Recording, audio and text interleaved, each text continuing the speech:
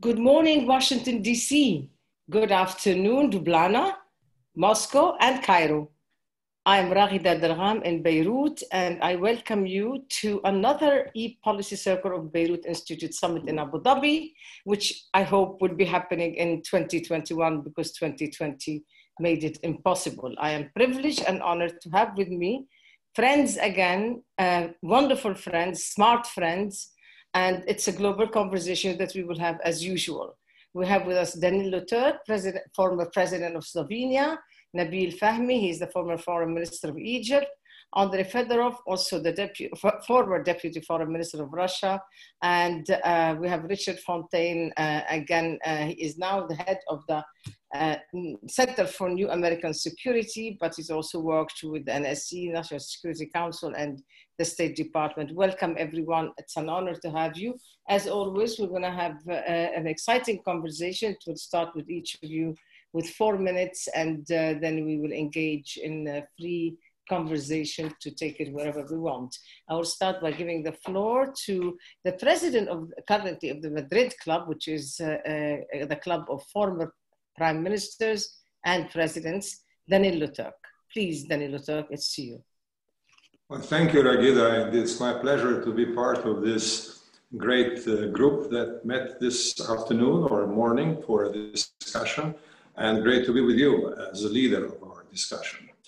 Now, I guess that we all are aware of your commitment to peace, to improvement of international relations, and to geopolitical realities that actually define the scope of the possible.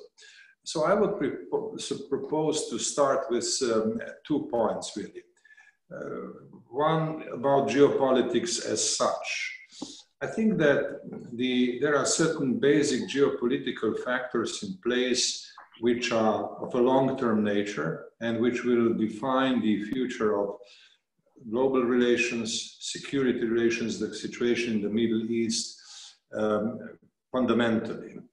I would define that as the growing importance of the Eurasian space.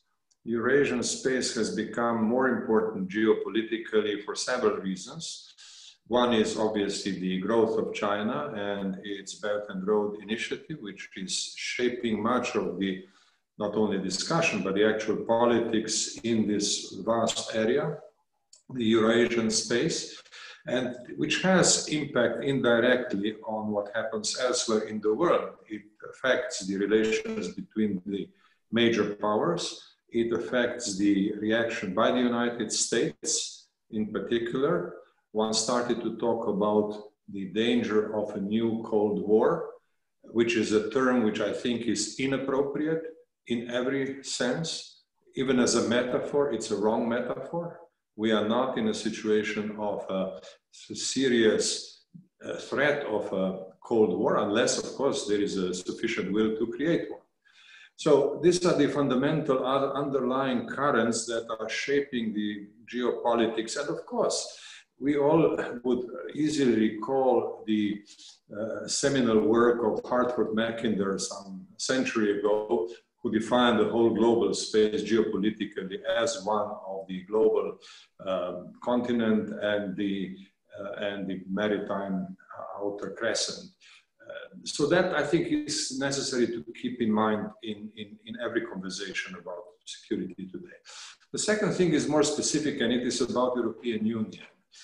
Now, in these circumstances, European Union has, interestingly, suggested that it could play a stronger geopolitical role. That is what the new president of the European Commission has said. That's what the High Representative for Foreign and Security Policy has said. So we hear this talk from European Union about greater geopolitical role. Now, my opinion on that is that European Union is not well prepared for such a role. That the global tendencies, which I only mentioned, I haven't really even described them in the 4 minutes that I have at my disposal, are simply too strong and require a higher degree of coherence in the European Union, something that is not attainable in the short run. European Union is divided between East and West and North and South. That division comes out on every occasion. If you talk whatever subject you take today, relations to Belarus, to Russia, to Turkey, let's say the question of Palestine or the question of Libya, you will see divisions. And therefore, one has to be really quite careful in not expecting too strong of a geopolitical role for the European Union, although it will be a very important player in development in more or less general political discussion around the world. Now, these are my two. I hope they will create some reaction. That's very interesting, very good. Tell me, Danilo, Turk, do you think Europe is fine if it becomes irrelevant in geopolitics? Does it matter, or is it very harmful for Europe and probably for the world? I don't know. What do you think? Well, look, I like to look at these things from a longer historic perspective. Europe has, since the collapse of the Roman Empire, never been united. There have been many ideas about how to unite Europe through Holy Roman Empires, through Napoleonic Europe. Even Hitler had his own ideas. But Europe is very difficult to unite because it is a system or a group of very diverse countries, which was at certain points a weakness, but it's also a strength. So I don't expect the European Union to depart from its historic identity or its historic destiny, but it can perhaps develop a more coherent and consequential policy vis-a-vis some of the key questions. Mm-hmm. How much, where, that of course is for further discussion. Lovely, thank you very much. I wanted to say that Danilo, Turk and I go back so many years that I was there when he became the first ambassador of Slovenia to the United Nations. Of course, Nabil Fahmy also and I go back to the years of the United Nations, even before he became ambassador to Washington and the foreign minister. Both of them have given me the honor to attend Beirut Institute Summits, not once, but twice and some 3 times. And I hope the 4th edition as well. So I am going to go now to my friend Nabil Fahmy. 4 minutes to you, please. Thank you, Raghida. Thank you for inviting me again. It's always a pleasure and insightful, but especially so with these distinguished panelists, all of whom I've had the chance to work with in the past. Your session is highly important. You've asked us to address how you redefine stability and who are the authors of the future in a geopolitical context. I would argue this is sensitive and important because we face a unique situation today where there are no closers. Nobody can actually close an action. And there are a multitude of stakeholders. In other words, we have to find a way to work together or we end up all paying a price for that. Normal circumstances, we argue realpolitik versus rule-based systems. My argument really is no, to have stability, we need to do both. We need to be pragmatic in our approach in finding solutions with all of the influential parties. But I also believe that in creating stability, there has to be an order. Otherwise, you end up with the rule of the jungle. We need to move more, once again, not in an idealistic sense, but we need more and more to move towards a collective interests rather than a balance of power concept. And to do that, bullet points. The world and the main players, globally and on any particular issue, have to have a social conscience. They have to balance, as I said, interest versus power. There has to be some sort of set of rules. I'm not arguing identical rules everywhere all the time, internationally, domestically, and regionally and domestically, but there have to be rules, especially between nation states. And I would argue that we cannot live in the world paradigm of post-World War II. It does not exist. We cannot function based on who won the war 70, 80 years ago. It is another factor to take into account is the issues are becoming more regional and more sub-regional, and that makes it much more complicated to deal with. If one looks at my region alone, I used to joke when I was minister that my nightmares were better than my days because they were short. You woke up and they weren't true. But the reality was Libya was on fire westwards. There was no peace process eastwards. There was the Syria situation was broken down. Southwards, we had the problem of the Gerd Dam and so on. We had instability in the Gulf area. None of these issues today can be resolved sub-regionally. None of them can be resolved domestically. None of them can be resolved globally alone.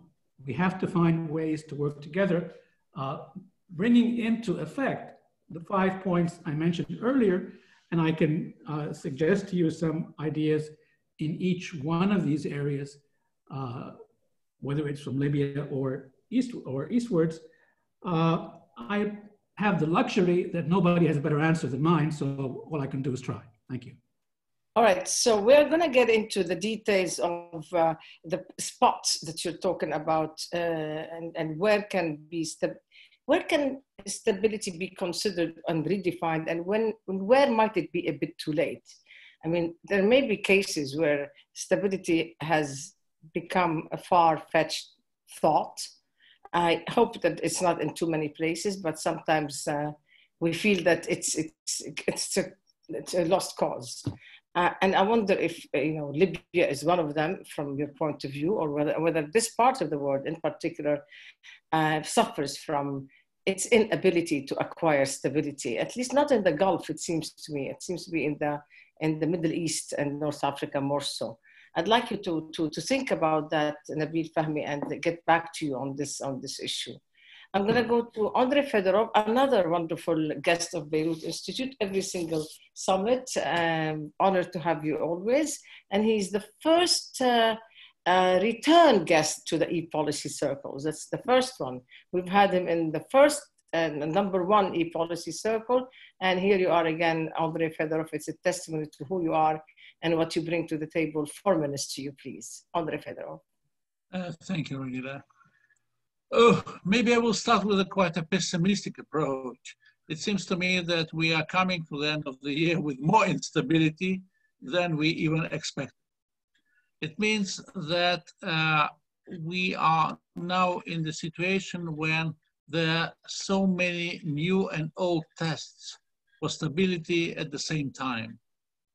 I mean, first of all, of course, situation with US presidential elections. Though, of course, any choice which will be made by American people will be a challenge for everyone as well. Second, we see really, and Danilo mentioned it, deep problems inside European Union. We have very serious problems in regions, including growing confrontation between China and United States. Middle East remaining, North Africa, etc.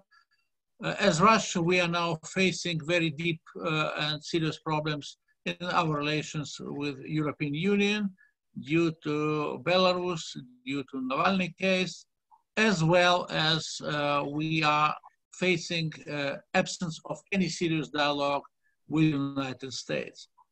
From this point of view, for Russia, in this situation, we are now becoming more and more a lone player, which is not good for Russia. It's a little bit dangerous because if you want to solve certain problems, if you want to reach stability, you need collective players, collective game under certain rules, which are not existing now. And from my personal point of view, the key problem for the coming period of time is to reconsider traditional rules of the game and to elaborate probably some untraditional approach, also including Middle East. It means that quite soon, as I know from my friends from Tehran, we will face a lot of problems with Iran under new United States sanctions. So it's not just a case of Iran. It will have its influence on the whole region, on many other countries, including Russia. So we should be prepared for the certain untraditional solutions, maybe untraditional coalitions, maybe even some anti-US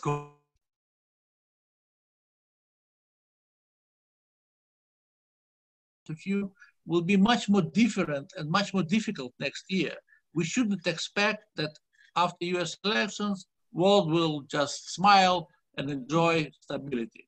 Thanks. Andrei Fedorov, on traditional coalitions, are you talking about the type of things that's taking place now between China and Iran? Is this what you're talking about? It's also one of the type of new coalition. The other coalition is possible coalition. Some states and on Iran nuclear deal, maybe against USA or not against USA, but with a different opinion than United States. There might be different coalitions inside such countries as Libya. There is a lot of other things. And I mean that probably we should not think anymore that we can solve existing problems only via United Nations. I think that United Nations is still an important mechanism, but it really needs reforms, and it really needs to look at the countries, at the concrete countries. Yeah. I want to get back to the issue of the lone player, Russia being the lone player.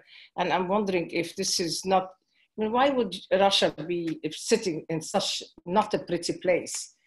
Because if you tell me you're having problems with Europe, you're not talking to the US, you are a lone player, it's, you know, it's of your own making. Keep that thought in your head, that question. Anyway, I'm going to get back and push you on that a little later. But now I'm going to go to Richard Fontaine. He's a new guest with us in the family of Beirut Institute. Welcome, Richard Fontaine. We hope that you will be joining us at the summit in Abu Dhabi, and we appreciate you coming in. And 4 minutes to you, please. Well, thanks, Raghida. Thanks for having all of us. And our hearts, I know, go out to everyone in Beirut who's still dealing with the aftermath of the explosion, and to watch what happened in one of the great cities of not just the Middle East, but the world was heartbreaking, I know, for so many of us. But thank you for having us. I thought I would just touch on a couple of areas of uncertainty as we go forward, each of which impinges on this question of regional stability. And the first, I think, is actually an encouraging one, which follows on the normalization of UAE, Bahrain, and Israel, and following on the Egyptian and Jordanian normalization with Israel. And of course, there hasn't been a new round of normalization since 1994. So this is a major historical event, and plenty in Washington are arguing over both its limitations and its opportunities. But if it augurs a new era of relations, formal relations between Arab countries and Israel, that would be a very good thing. And so the big question is, does it? You know, is this a modest step, or does this lead to normalization between Saudi Arabia and Israel and so forth? The second is the future of the Iran nuclear deal and all of the things that flow from that, including the regional competition between Iran and other countries, including the United States, the future of sanctions, and things like that. And here you have, at least in Washington, a whole variety of approaches, even within the current administration, I think, where you have a president who seeks a treaty with Iran that would supplant the old Obama-era JCPOA, all the way through regime change-minded folks and others who just sort of want to put pressure on Iran so that it could limit its regional activity. And then, of course, you have, you know, an administration to be waiting in the wings with a wholly different approach from that. So the second would be on Iran. The third is on the U.S. military presence in the region. And, you know, for several years now, one would hear often that the United States is withdrawing from the region, that it's sort of decided that it doesn't want to play a traditional role, certainly militarily, after having been so burned by the experiences in places like Iraq and Libya. But of course, the reality is there's actually more American troops in the Middle East today than there were at the beginning of the Trump administration. They're in places like Saudi Arabia and other places where they weren't before. And even with the planned drawdown in Iraq, the United States will still have a quite robust presence in most of the countries in the region. And there's some real, I think, soul searching, again, in Washington, to just give a bit of an American perspective about what American interests are in an enduring fashion in the Middle East, and what the military presence should look like and what it should be there to do. And the final thing, obviously, the kind of elephant in the room, at least here in Washington, is the November election and who might win. I don't know the answer to that, but if any of you do, please let me know. And what that means for the Middle East. You can go through every issue that I mentioned and many more, whether it's Iran and you see a president in Trump who would like, a treaty and so otherwise would stay out of the JCPOA, or Joe Biden who would go back into the JCPOA.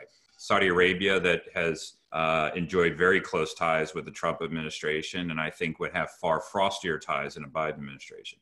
You can go through Israel and Iraq and a number of these other countries and issues, and you see a real series of differences between the two potential occupants of the White House starting in January. So a few areas of uncertainty. So let's spread this conversation about the potential of President Biden versus President Trump.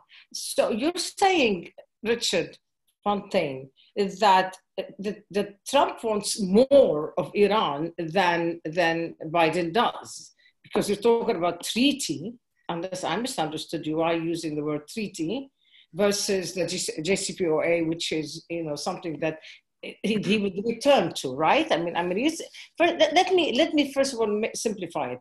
Do you think Biden, if he becomes president, he will automatically re-embrace the JCPOA just like that? I mean, he was no conditions, just say, all right, now I'm going to go back and sign it. What do you think? Is this what is expected of Joe Biden? Yes, I do. I think that's what they will do, is as a signal to the world that they're re-embracing the kind of commitments that were made prior to the Trump administration. They'll re-enter the JCPOA without conditions, and simultaneously then try to establish some sort of way of dealing with what they call Iran's regional issues, the Iranian presence in Damascus and influence in Lebanon and in Yemen and so forth. Explain that to me, because I didn't get it. So they will go back to the JCPOA. They will, by the administration, that is to say, they'll go back to JCPOA and they will just say, how are we going to address the regional ambitions, and how, if they lift the sanctions? How is that? What is the policy going to be then? Well, I'm obviously not a spokesperson for the Biden campaign, so I can only give you my limited knowledge of what they have in mind. To my knowledge, they haven't sketched out precisely by what mechanism they would address these regional issues, what sort of combination of potential carrots and sticks they would put in play, and things like that. Obviously, nuclear-related sanctions would be off the table as a stick if they went back into the JCPOA. But short of nuclear sanctions, there's a number of other options available to the United States for at least attempting to shape Iranian behavior. And I think that they would also want to reopen dialogue with Tehran in a way that doesn't exist today. Do you think so? Andrei Fedorov, do you agree? I think you have a different opinion on that. Yes, I have a different opinion. First of all, I think that Trump will win election. I said it in 2016, and I'm saying it again. This is my personal opinion. But concerning Iran, I don't think that the things will be so smooth and nice. If Trump will win, his pressure on Iran will continue and will increase. And even if Biden, by chance, US president, I don't believe that he will be very nice to Iran, because even return of US to the nuclear deal means that Iran will have open door to new armed deals. And by the way, Iran's list for Russia, to obtain weapons from Russia, generally is $8 billion US, including all the new systems, submarines, airplanes, etc., etc. I'm not sure that it will be very nicely met in the United States, even by Democrats administration. So I think that in the Middle East region, Iran will remain anyway. It doesn't matter who will be Biden or Trump. Iran will remain a main troublemaker. And what? Iran will remain and what? Main troublemaker. Ah, main troublemaker. Okay. Well, how Yes. about that, Nabil Fahmy? Not only is Iran be a main troublemaker, a serious partner came in. Address this issue that you just heard about, if you agree about what Biden would or would not do, but also please address, Nabil Fahmy, the issue of, again, the China-Iran pact. No matter how much Richard Fontaine spoke of the continuity of American troops in the region, that's a serious development. Can you take it from there, Nabil Fahmy? Let me be a bit provocative. I actually think that American policy in the Middle East, with the exception of Iran, will not make a big difference between Trump and Biden. Yeah, sure. With the exception of Iran, everything else, basically, even Obama said, I want to pivot to Asia. Richard is completely correct.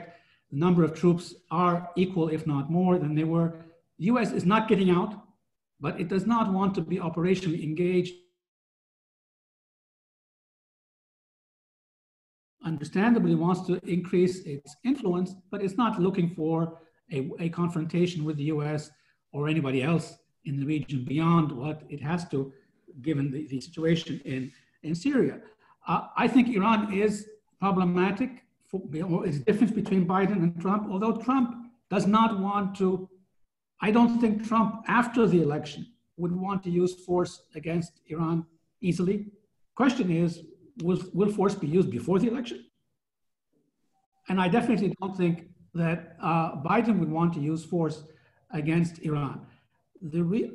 My position really is, you cannot ignore the big major powers, nor should you even want to. But it's the regional players which will determine what kind of role is played in Libya for these big powers, what kind of role is played in Syria.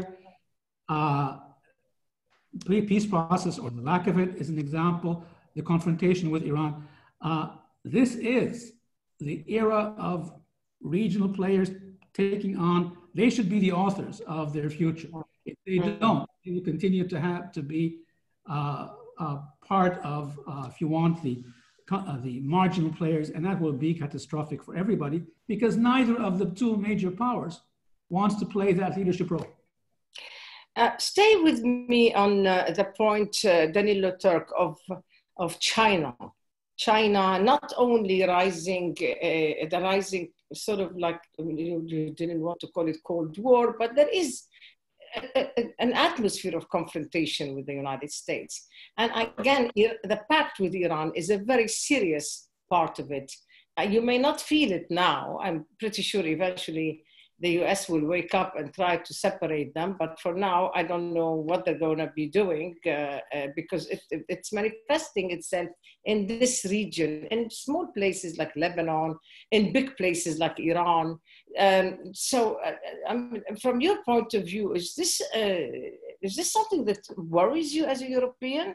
That there is a serious, and then China is sort of aligning itself with Iran, and Iran has become problematic in Europe as well, not only a troublemaker in the region, but everywhere else, it seems. Can you address that, Danilo, Turk? Yeah, well, first of all, I'm not good at forecasting. I think that, was it Winston Churchill who said that forecasting is difficult, especially if it is about the future. So it's really hard to see, because the situation is complicated. And if I was asked to advise any of the big powers where to start, that would require a very long discussion. And I'm not sure how the opening moves are going to be made after the American elections, either by Trump or by Biden, because each of them will have to look at this complex situation and see that there is really no prospect of I should not say solution, but no prospect of stability available right now. And sanctions, I'd like to say something about sanctions. I was serving on the UN Security Council and subsequently in the Secretariat with Kofi Annan. And of course, we were doing a lot of work relating to sanctions in the Balkans with regard to Iraq, Libya. I was chairing Libya Sanctions Committee for 2 years. And the difficult thing about sanctions is the exit strategy, how to move beyond sanctions. Now, if you have a political situation which calls for a different combination of sticks and carrots, it's very hard to reduce sticks. It has to be something big happening to be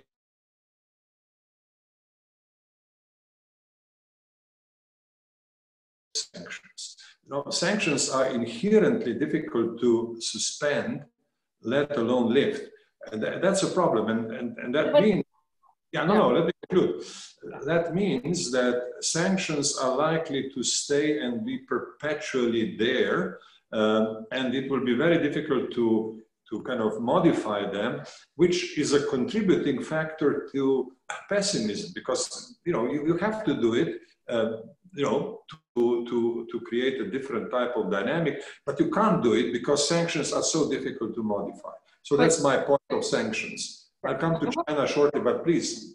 Yes, I just wanted to speak about the issue of sanctions, because in fact, the Trump administration had taken on rather effectively the weapon of sanctions, I would say. Because, and in fact, you can even argue that it did not engage in wars, actual real wars, and it succeeded in pressuring countries through sanctions. So this is a success of a policy rather than a failure of a policy, right? Go ahead, Danilo, Turk. You want to say something about that? This reminds me of a classical international law terminology. See, in the good old days, that was much before me, my generation, sanctions were not prevalent, were not a term used very broadly. What was used was hostile measures short of war. Now, nowadays, people speak about sanctions against Iran as a successful substitute for war. And there is a measure of truth in this, because it is better to have sanctions than a shooting war, clearly. But we should not forget that sanctions are a hostile set of measures short of war. So they are a kind of war. Let me ask you a question. Is it a hostile act, for example, that Iran has taken over the country of Lebanon and dictates whether we have governments or not? That's hostile. That's hostile. Okay. That's hostile. So, it's not sanctions, but there is plenty of hostile acts around in the Middle East. And Iran is by no means... That does not justify if there is many or few. There are many actions that, as you know, whether it's in Syria, whether it is, and one of the major problems we have in this part of the world is not the existence of the regime in Iran as such, but the actual performance outside their own borders by creating the paramilitary forces that have that report back to Tehran, but run a country like Lebanon or Iraq or Syria. That is a problem. That is hostile. Don't you agree with that? Yeah, I agree.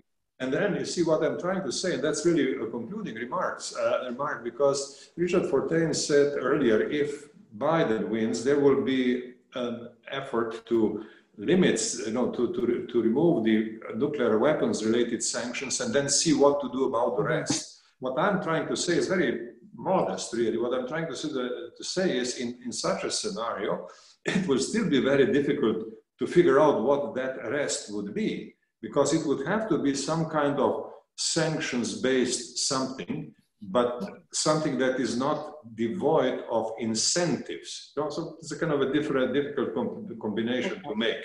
So that's on that subject. Now, on China, I'd say, of course, China has a very cautious and long-term policy vis-a-vis the region.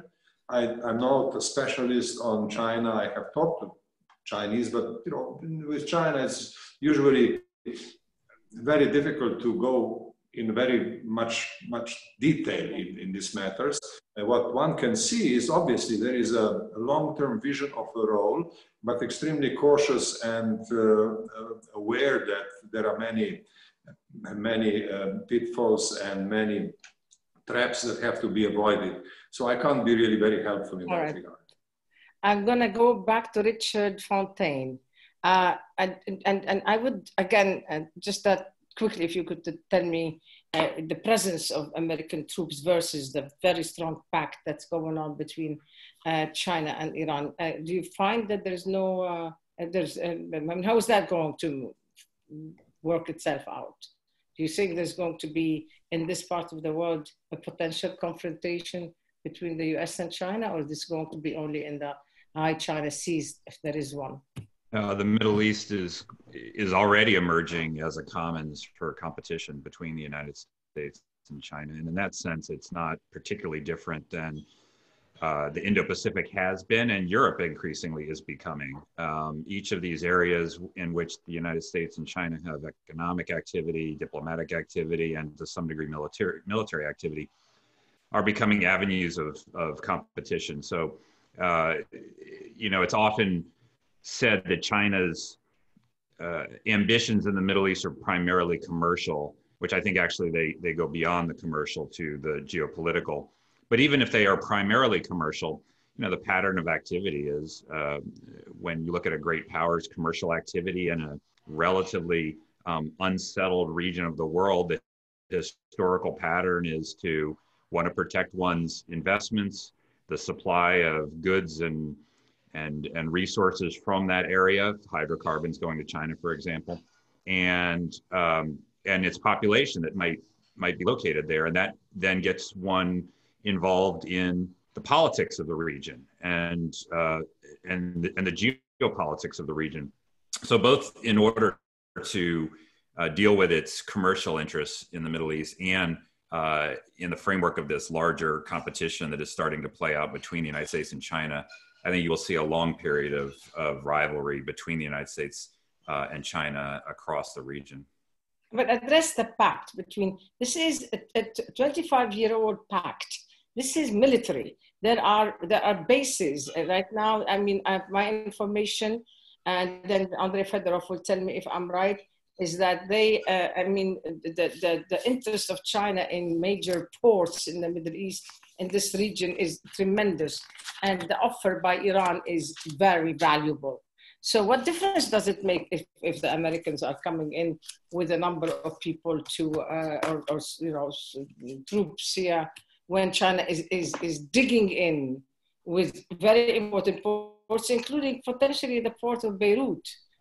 Well, I think the Chinese pact with Iran and its involvement in various ports around the region have potential military implications, but not actual runs right now. I mean, they're not, China's not defending Iran.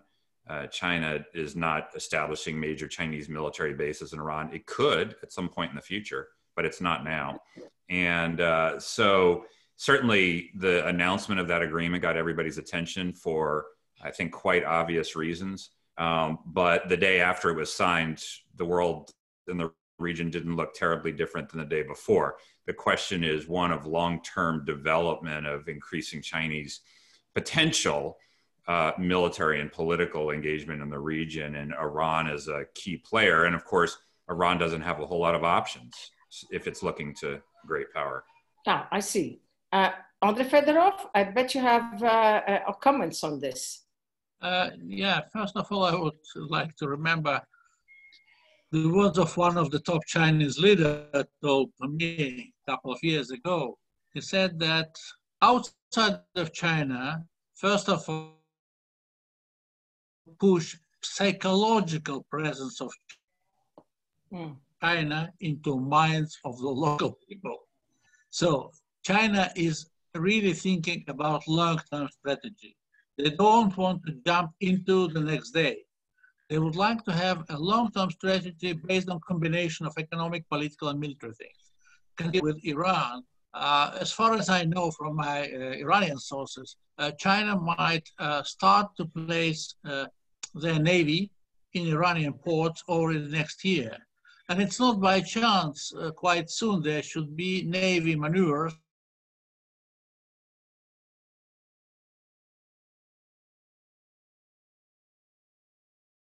sometimes much more quicker than we expect.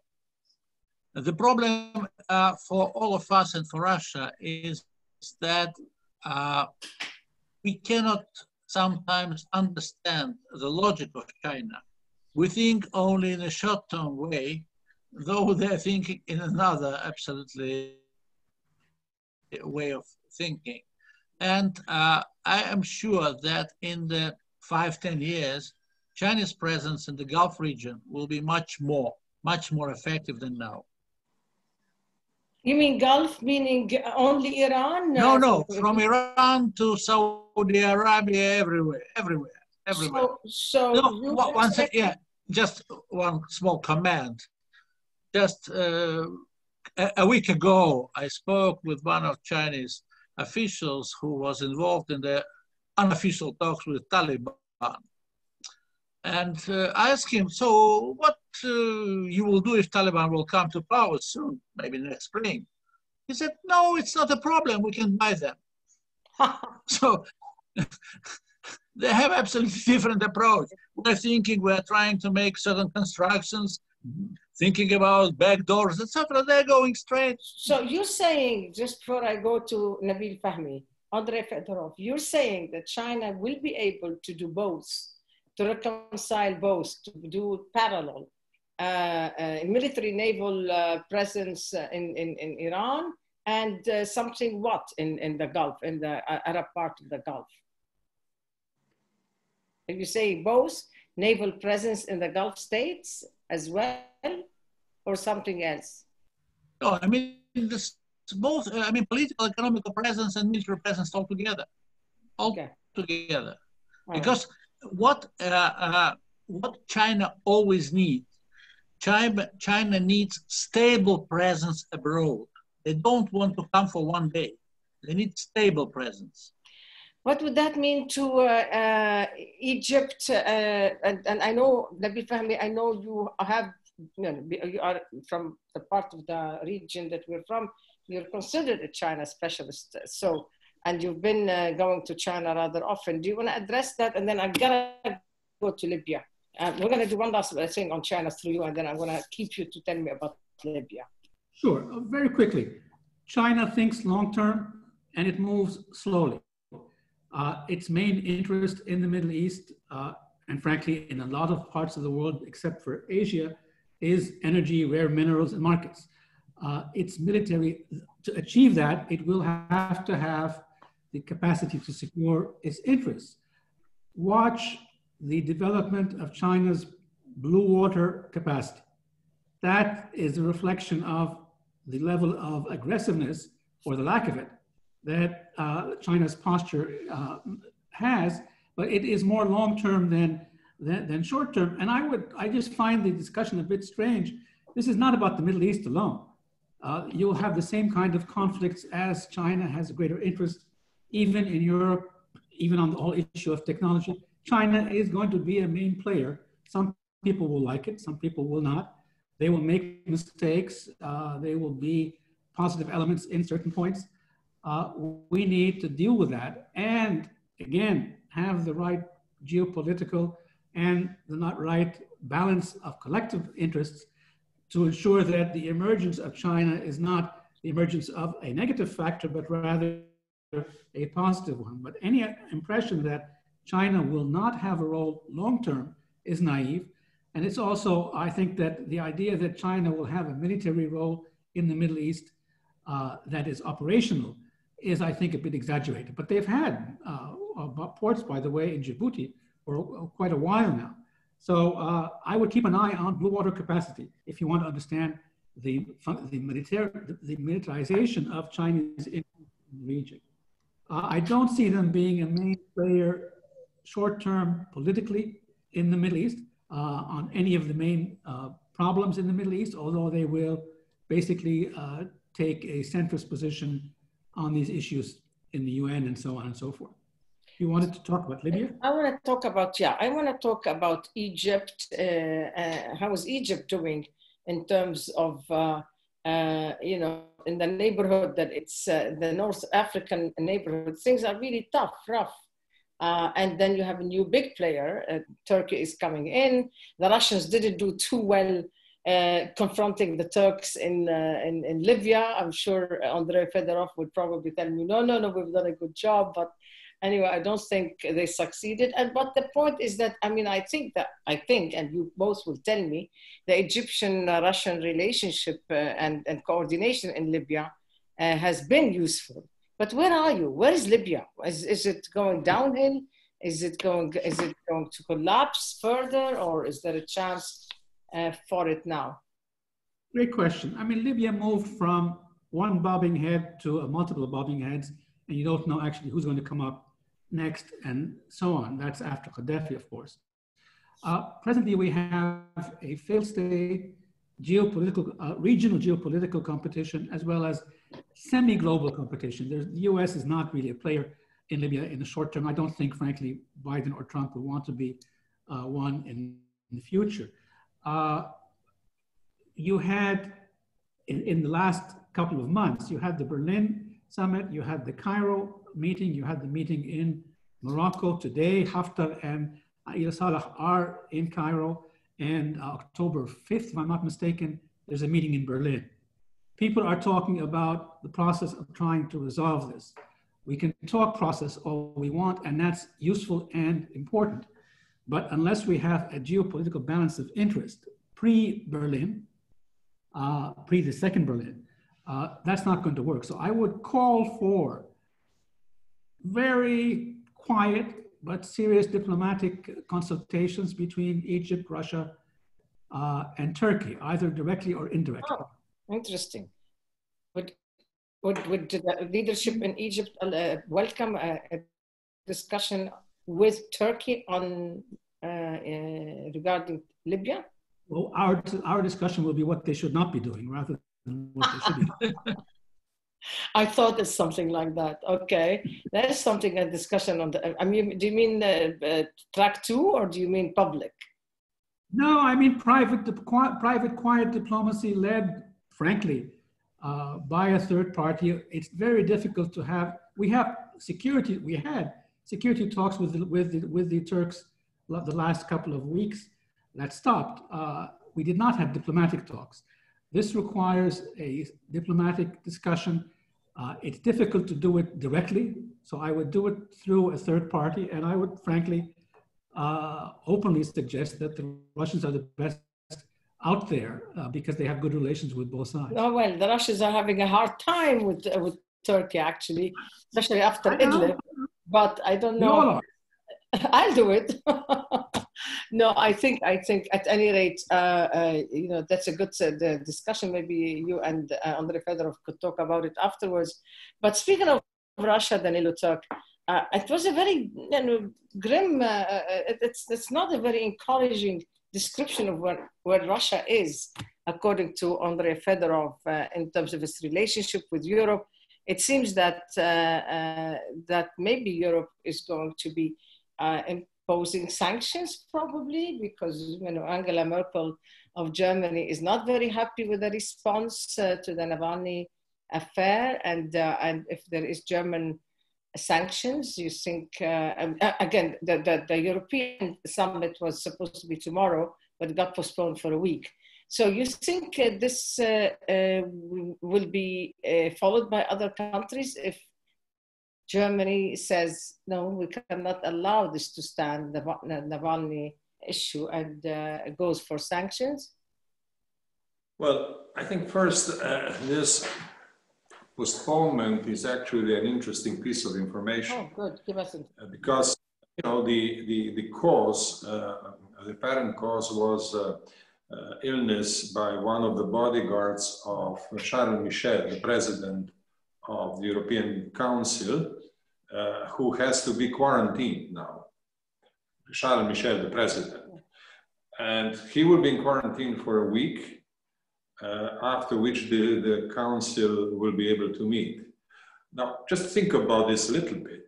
Just think about this. You know, that this probably suggests that presidents and prime ministers were quite welcoming the possibility to delay that decision, because they have to go through rather complicated processes among themselves. European Union is a complicated mechanism, and when it comes to sanctions, it is not easy.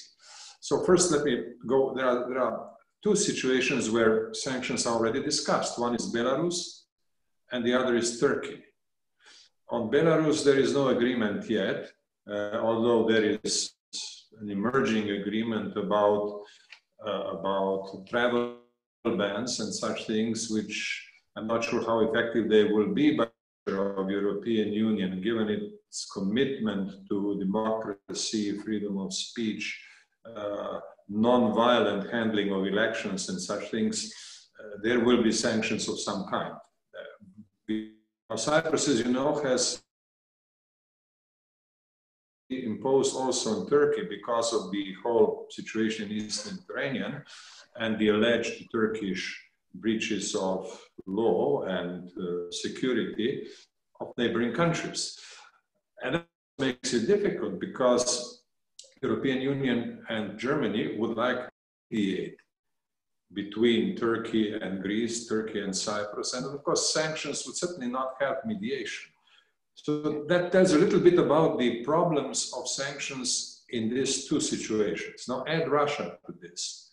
Obviously, the whole situation around Navalny has created a sense of, you know, kind of psychological shock.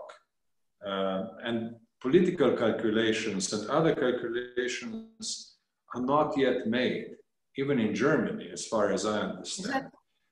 They are not yet decided whether to do something about Nord Stream 2 or not to, and if so, what. So there is the whole question is open, and I'm not sure how that will end. Yeah. But in order to get the picture, you have to take into account that there are three areas or three possible sets of sanctions put before a complex mechanism of 27 countries, most of whom have quite divergent views about that. Andrei Fedorov, is it your information as well that the Germans have really not taken a strong position, or they are not going all the way with the issue to the extent that it will impact or affect the Nord Stream or gas? You know, they have a rather strong position, but they also understand that the question of sanctions is a question of agreement within European Union. And the problem is that there is a group of states like Poland, like Baltic states, who are calling for more tough sanctions. And Germany is trying to avoid open confrontation with Russia, which is inevitable. So it's inevitable. For example, Nord Stream 2 projects will be killed. Okay, so you're saying it's inevitable that Nord Stream will be killed because of the Navalny affair? It might be killed. It might be killed. What's inevitable? What are you saying is inevitable? Inevitable are sanctions. But what kind of sanctions? I fully agree with Danilo. It's a very difficult to agree even within the European Union. What kind of sanctions to use? Sure. And you know, sanctions can be also symbolic. Sanctions can be asset freezes, travel bans, which don't affect much, but create a sense, all right, something is being done. There is a lot of talk in sanctions discussions, which is really feeling good rather than doing good. Now, let me just as an anecdote or a joke. And I'm going to have you say whatever you want to say, and it's going to be almost like your concluding remarks because I'm running out of time. Okay, I'm not running out of time. I'm running out of time. All right. Go ahead. No, go ahead. Finish up with what your thought is so that you can use it to conclude your thoughts before we wrap up. Go ahead, Danilo, Turk, please. Well, all right. Look, when the latest sanctions of the US against Hong Kong were imposed some weeks ago, there was one of the council members in Hong Kong, the regional council of Hong Kong, said, well, assets are frozen. I have no assets in the United States, but I can open an account, deposit $100, and let them be frozen if that is what pleases the President of the United States. Now, this is of course absurd, but it does illustrate the complexity of the whole business of sanctions. And in case of Europe, obviously, we are nowhere close to anything definitive, in my opinion. All right, thank you very much, Danilo. Turk. I'm going to give Richard Fontaine a minute and a half to give me your concluding remarks, and then I'm going to go to both Nabil, Fahmy, and Andrei, Fedorov before we have to wrap up. Go ahead, Richard Fontaine, and whatever you want to take it from here, whether it's on sanctions or beyond. You have 2 minutes to wrap up, please. Sure. Well, on the question of sanctions, I think what you're seeing is a reversal in some cases of what was the case a few years ago, where the United States would sort of goad the European Union into putting sanctions on this country, that country, or the other country. And now you're seeing some reversal where particularly Germany is in the lead and then trying to get its own region on board, the EU on board with sanctions toward a particular country. This happened with Russia, it may happen on Belarus, and then sort of challenging the United States to join forces and place its own measures in place. I don't think sanctions as a general matter are going to go away anytime soon, because the reality is you have what at least countries like the United States and Europe and others see as objectionable behavior in different places. They don't want to go to war. They'd rather do something to issue a very strongly worded statement. Well, what's left in the toolkit? Not a whole lot other than sanctions. It has all of the kind of downsides that Danilo Turk talked about in terms of exit strategies and clearly defining your objectives and things like that. But it does seem to be the one thing that almost everybody can agree on when something happens. Including and that, of course, Biden? What's that? Including Biden if he's president?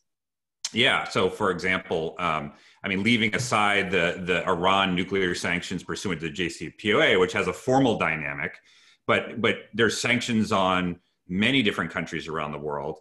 And I don't think that Biden would come in and either lift those or sort of forswear the use of sanctions as a tool of foreign policy.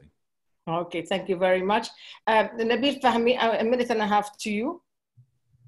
Very quickly, peace and war in the Middle East in the past was initiated by the regional players, not by the superpowers. Secondly, we're not in a Cold War situation.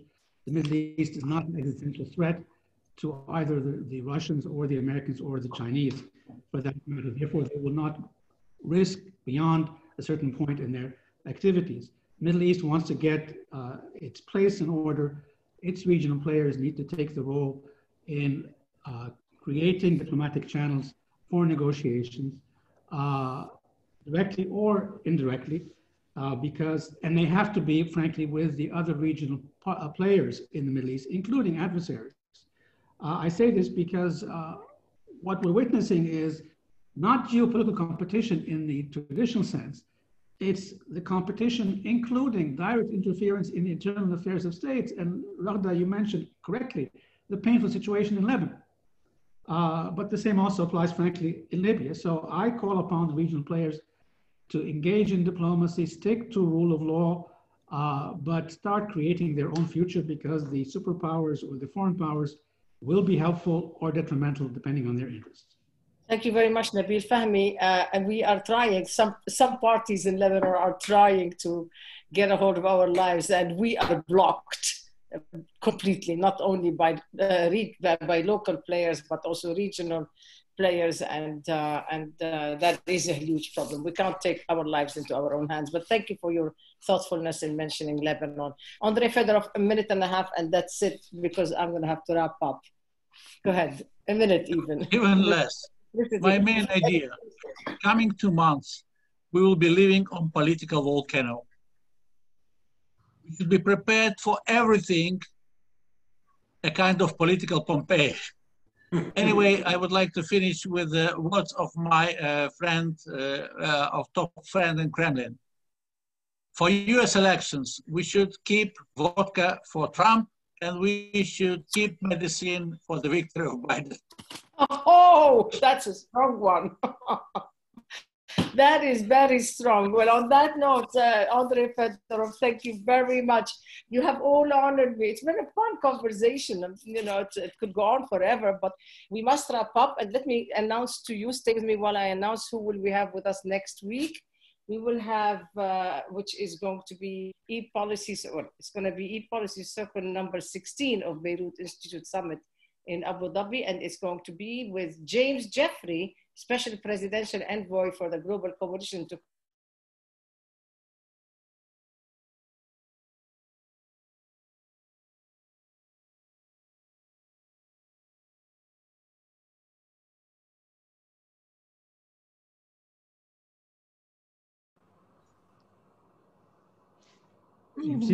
Yeah, okay, I'm back. I'm back. Oh, I told you.